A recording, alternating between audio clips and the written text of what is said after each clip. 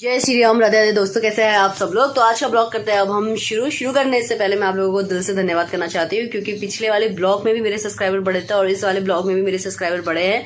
तो दिल से बहुत बहुत धन्यवाद। यानी कि जो अभी आप ये देख रहे हैं, इससे पहले वाला जो ब्लॉग गया है तो उसमें मेरे सब्सक्राइबर बढ़े हुए हैं। तो आपको दिल से धन्यवाद करना चाहती हूँ, क्योंकि जितना भी मैं बोलूँ उतना ही कम है, क्योंकि मेरी जितनी भी ग्रोथ होगी दोस्तों वो सब आप लोगों के हाथों में होगी। मैं पूरी कोशिश कर रही हूँ अपनी तरफ से कि मैं आपको डेली अपने ब्लॉग्स दे पाऊँ।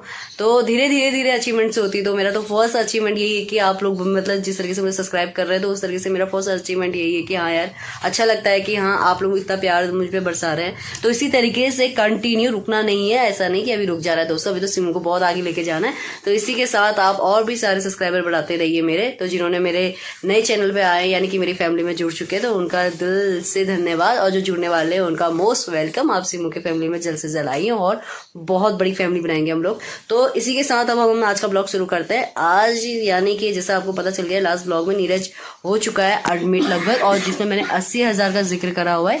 तो आप डरिए मत, वो 80,000 क्या है, वो सारे इक्विपमेंट है जो उसमें लगने हैं। यानी कि गवर्नमेंट हॉस्पिटल, जैसे नीरज का जो है डिसलोकेट वाला केस है, यानी कि इसमें तो गवर्नमेंट तो हमें क्या है, वो हमें स्क्रू अवेलेबल करवाती है। यानी कि वो 1000 के आसपास तक का आता है, ऐसे डॉक्टर ने बताया था। पर उतनी छोटी एज में ये लगाना सही नहीं रहेगा।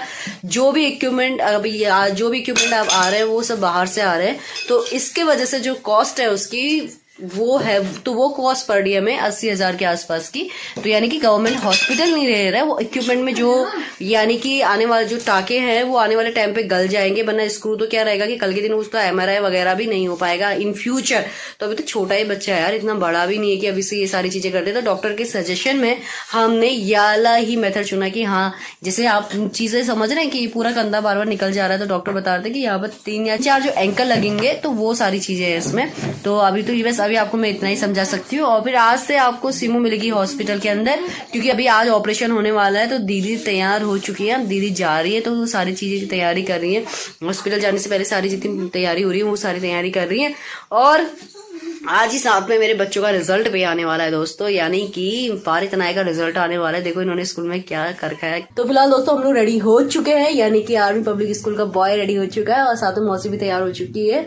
तो फिलहाल और कुछ कहना है, कितना मतलब ऐसा लुक दे रहा है जैसे कि मतलब फर्स्ट प्राइज आज यही लेके आने वाला है। तो देखते हैं आज स्कूल में क्या बच्चे का परफॉर्मेंस होता है, और थोड़ा सा इनके अंदर नर्वसनेस भी हो रही है। तो मैं तो रेडी हो चुकी हूँ फिलहाल। और उसके बाद अभी अनु सीधा फिर से चली गई कन्या खाने के लिए, और हम लोग वैसे भी लेट हो रहे हैं क्योंकि स्कूटी हमारे पास है नहीं। हम यहाँ से नानी, यानी आप लोग बहुत बार सुनते होंगे नानी नानी बोलते हैं। नानी हमारे यहाँ वैसे तो हमारी मम्मी की मम्मी को बोलते हैं, पर यहाँ नानी मतलब नेपाल में नानी का मतलब होता है छोटा, सानू मतलब छोटे को नानी बोलते हैं।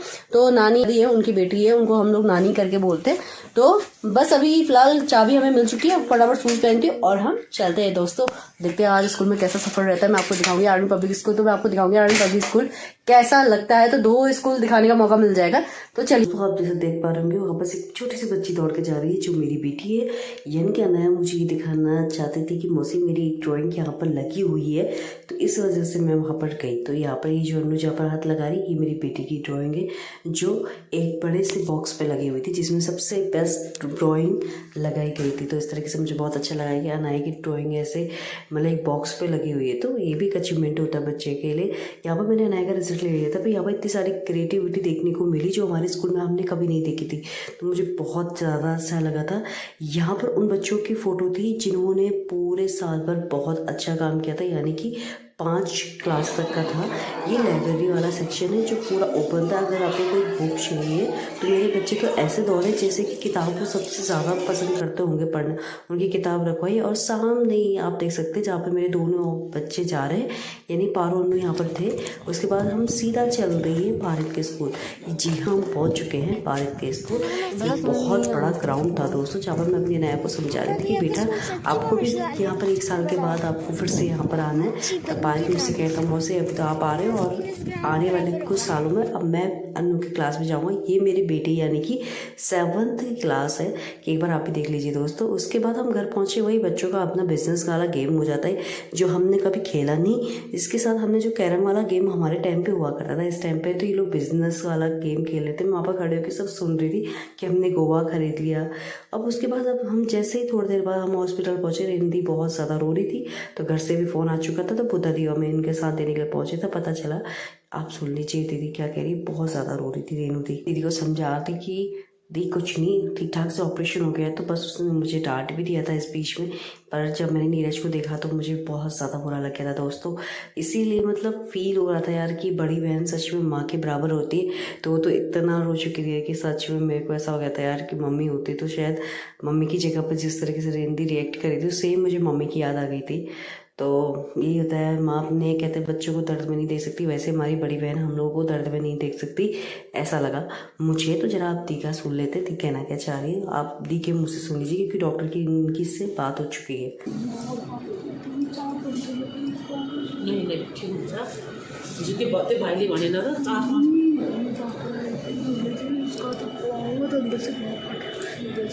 मतलब उस भीतर को उस खराब होला नहीं। हाँ ये मांस पता नहीं कैसे जितना सबका की सोचा उससे ज़्यादा हो गया। बहुत MRI में तो कह रहे थे, मुझे यही लग रहा था कि इतना ही होगा करके था ना, मतलब थोड़ा सा उतना ही, लेकिन अभी देखने में बहुत ज़्यादा। कोई बात नहीं, डॉक्टर तो सही उन्होंने हेर्छ। हो गया ना ऑपरेशन, ठीक ठाक तो है ना? अब बोले अभी भी कह रहे कोई वो नहीं है, कह रहे कल के दिन कह रहे दोबारा इसका हाथ जा सकते हैं। हाँ क्योंकि उनको बांधने के लिए भी कह रहे हैं सर, ये होता है जैसे अब एक चीज़ है, एक को किसी से बांधने के लिए चाहिए ना, वो है ही नहीं कह रहे, पूरा अंदर से फट के कह रहे एक सांस अंदर जी सर।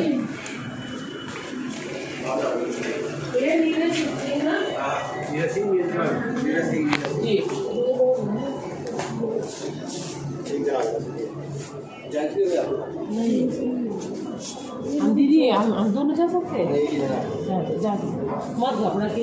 यहाँ पर के बाद का सफ़र दीदी को अकेले तय करना था क्योंकि वहाँ पर से बुला लिया था। तो ये वो टाइम है जब हम अपने भाई की पहली झलक देखी थी और इसको देखने के बाद मुझे बहुत बुरा लग चुका था, यानी कि आँख से आंसू बोलते तो वो आ चुके थे।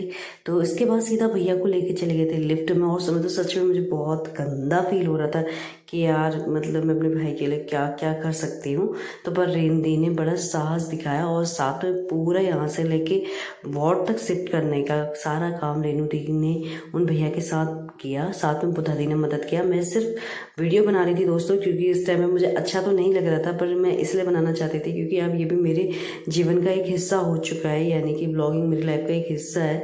तो जिसको मेरे को दिखाना था उस टाइम में मन तो नहीं हुआ था, बट मैंने कहा नहीं यार ये चीज़ अब मेरी लाइफ का एक हिस्सा हो चुका है, तो इस अपना ब्लॉगिंग स्टार्ट कर दिया था। यानी कि मैं चाहती थी कि ये मोमेंट आप सबके साथ में शेयर करूँ और साथ में अपनी फैमिली के साथ भी शेयर करूँ। तो इस वजह से उसके बाद हम लोग सीधा चल दिए थे जहाँ भैया को शिफ्ट करना। और जब ये पूरा रास्ता है ना, कभी तो बहुत अच्छा लग रहा था, पर आते आते ये बीच में उबड़ खुबड़ की वजह से इसको थोड़ी सी तकलीफ भी हुई थी। साथ में इनकी एक गलती हो चुकी थी, जो स्ट्रक्चर ये लेके जा रहे हैं जिसमें इसमें पानी था, जिसकी वजह से नीरज का पूरा पैंट वगैरह गीला हो चुका था। हम तो सोच रहे थे कि इसमें वॉशरूम तो नहीं करती, यानी कि सूसू तो नहीं करती। फिर बाद में पता चला कि हमने जब आगे वाला साइड चेक करा तो वहाँ पर नहीं था, तो उसने बताया था कि स्ट्रेचर में पानी। दोस्तों अभी यहाँ पे अनेकता में एकता का बल देखने को मिलेगा, यानी कि हम सब मिलके एक इस स्ट्रेचर से दूसरे वाले बेड तक लेके जाएंगे। ये तो आप पूरा ओरिजिनल आवाज में ही सुन लीजिए दोस्तों कि उस टाइम में वहाँ पर सिचुएशन कैसे चली थी।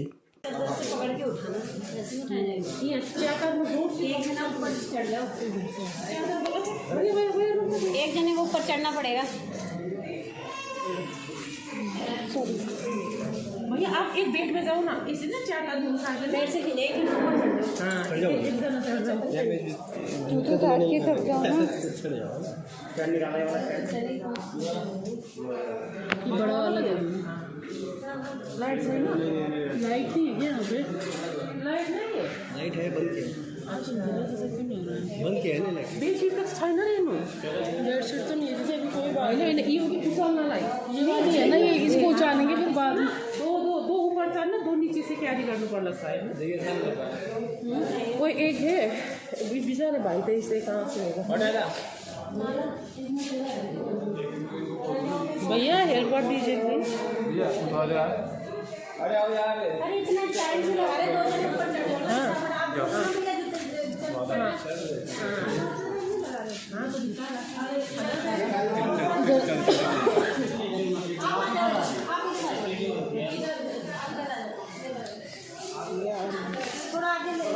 आराम से, यहाँ हाथ का रखो, बिल्कुल आराम से। हाँ भाई अब वो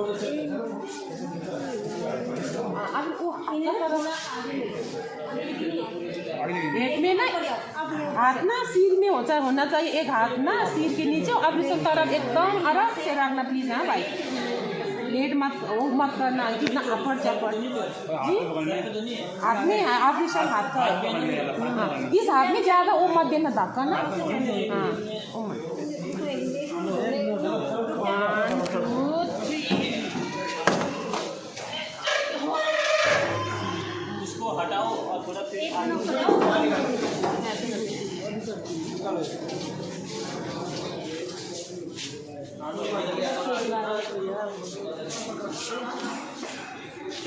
और थोड़ा आराम से हाथ में धक्का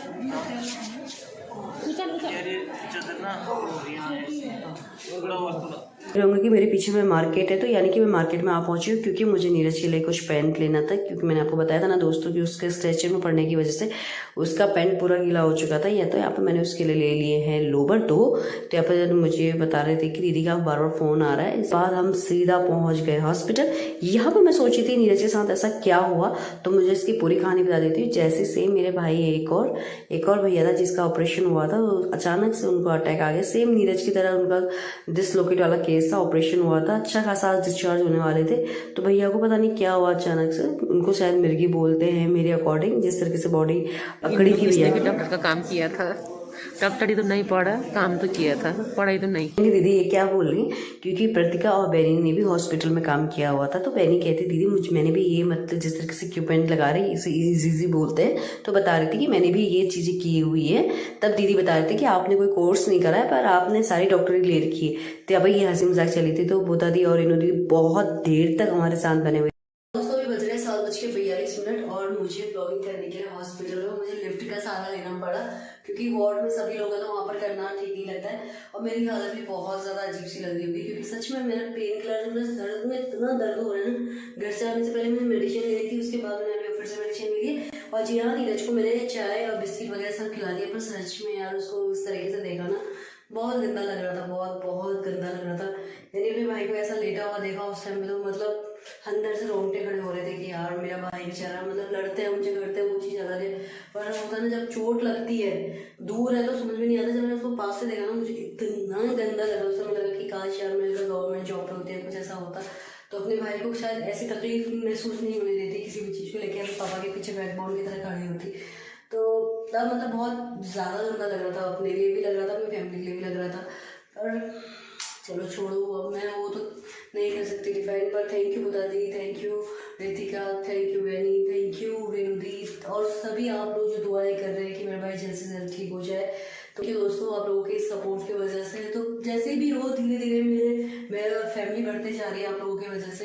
तो प्लीज़ अपने सीनू पे बहुत सारा प्यार बरसाइए, मुझे आप लोगों के सपोर्ट की बहुत ज़्यादा ज़रूरत है। तो अभी तो मैं फिलहाल लिफ्ट में ही एक ऐसी जगह है जहाँ मैं ब्लॉगिंग कर सकती हूँ, इसलिए मैंने लिफ्ट का सहारा लिया है। तो अब मैं फटाफट जाती हूँ अपने भाई के पास और थोड़ा उसको फ़ोन दे दूँगी, जिससे उसका थोड़ा माइंड थोड़ा सा रिलैक्स रह पाए। तो एडिटिंग तो मैं शायद रात में करूँगी जब वो सो जाएगा। तो मैं देखती हूँ अभी क्या होता है। अभी वैसे चाय वाय पिला दी, अभी मैं अंकल के पास भी होकर आ चुकी हूँ और अंकल के जब मैं होकर आई थी वापस से अंकल जी के पास से, तो मैं पूछने गई थी अंकल जी फ़ोन है, तो उनका फ़ोन तो नहीं है। मैं इसलिए पूछने गई थी, नीरज करता कि सोने से पहले मैं चाय पीऊँगा, तो मैं टाइमिंग का पता करने गई थी। तो यही होता है, पर आज सच में मतलब कुछ चीज़ें बहुत अजीब सी होती है। जैसे अभी उसका हाथ में मतलब उस तरीके से ऑपरेशन हुआ है, मेजर ऑपरेशन हुआ है, तो उसको मूवमेंट नहीं करना है, उसको अभी वॉशरूम जाना था, बहुत दिक्कत है। इसकी मेरी भी यहाँ फाइट भी होगी, क्योंकि मैं कहती थी भैया तो पॉट में कर ले, तो और वो कहने वाला होगा कि नहीं मैं वॉशरूम जाता हूँ। डॉक्टर को बुलाया, घर में फ़ोन किया, सब कुछ किया। तो तब अभी दीदी से बात करते तो दीदी वही बोली थी यार भाई है वो, ऐसा सही नहीं लगता, उसको अजीब लग रहा होगा। उसी कंडीशन में मैं समझ सकती, पर वो घर मेरी कंडीशन नहीं समझ रहा था। तो इस बीच में भी हमारी आवाज़ हटकी सी तू मैं हो गई। पर एटलीस्ट हम दोनों एक दूसरे को ही जानते कि मुझे पता है यार कि उसको चलना ना पड़े, उसे पता है मैं उसकी दीदी हूँ। तो वो बेचारे को वैसे एम्बेरसमेंट हो रहा होगा, पर मुझे बहुत अजीब लग रहा था कि कैसे भी मतलब वो स्पॉट में और भाषा में बोला तो सूसू कर ले, तो आखिर उसने करना पड़ा। तो चलता है यार, भाई बहन है, भाई बहन से कैसे शर्म, तो ऐसे ही दूसरे के काम आना, यही भाई बहन है। वैसे तो इस तरीके से ब्लॉगिंग करेगी, सबसे बड़ी बात है कि लिफ्ट चलती नहीं है, सिर्फ इस तरीके से बंद हो जाती है और बस हो गया। अब देखिए मैं अपने इसको फिर से मैं जीरो में हूँ, अपने जीरो में करते देते क्योंकि कोई नहीं आता। अब मैं कौन आता है, भागो भाई, बच गई, कोई नहीं आया। तो चलिए दोस्तों धीरे धीरे वार्ड पे चलते हैं। वोट में जाने से पहले मैंने सोचा मैं आप लोगों को बाय कह देती हूँ, यानी कि मैं मिलूंगी आपसे कल एक नए ब्लॉग के साथ, एक नए सफर के साथ। देखती हूँ कल कैसा मेरा दिन जाता है। और आपको एक और चीज बताने वाली हूँ, वो मैं कल ही बताऊंगी। तब तक अपना ध्यान रखिए, खुश रहिए, मुस्कुराते रहिए और थैंक यू फॉर वॉचिंग। जय श्री राम, राधे राधे दोस्तों।